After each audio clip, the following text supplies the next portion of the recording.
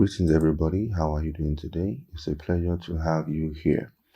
Before I give an update as to what happened yesterday on the FOMC and look at a chart or two, I wanted to ask a quick question. How do you look at your chart?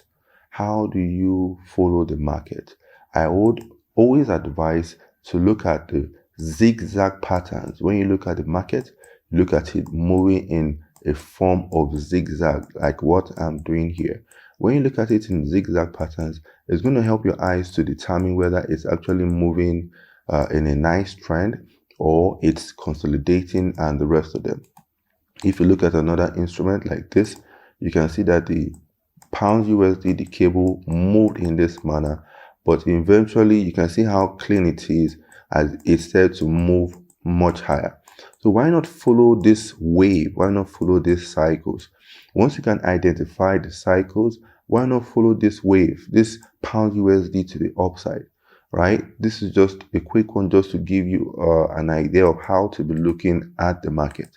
Now, based on the FOMC update from yesterday, Powell has talked heavily about inflation, and then of course he said that the inflation could turn out to be higher. It is more persistent than expected, and that is coming from the man himself, Powell. So yesterday we noticed that the USD was extremely weak. If you look across board, this is the EURUSD and the reaction to the EURUSD. If you look at even gold based on the FOMC statement, you can see that gold appreciated and it has even broken out of its little range, but it is still testing the 1816 area of interest. And of course, this here is still a major range if you ask me here.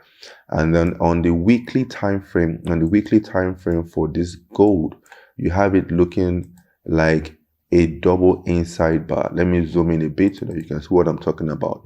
You have it looking like a double inside bar based on this and this candles. We have to wait for the close of this previous one, and don't forget that this is the last week of the month of July, so we should also expect profit taking, and of course we'll see how that goes. But then also looking at the EURUSD, let's look at the EURUSD from the weekly time frame to have a better understanding of what has been happening. If you look over here, we have a wedge, we have a triangle, right? And then price is just testing the triangle. Obviously from here it's appreciated, and then we have this triangle. Now with this bounce from this triangle, do not conclude that, oh, the buyers have it on EURUSD. It can still very much easily break out to the downside next week, retest and continue its way down.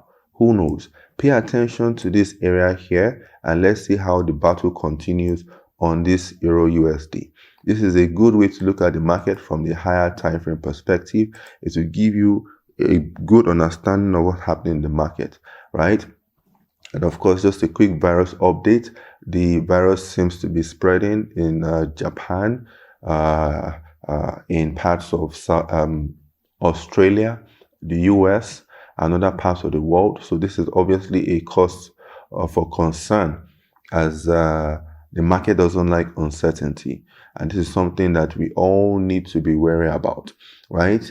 Later today, we have on the economic calendar the GDP, gross domestic product, data coming out for the USD by 1:30 p.m. So expect some possible volatility across the US dollar pairs, right? Other than that, nothing much in the market.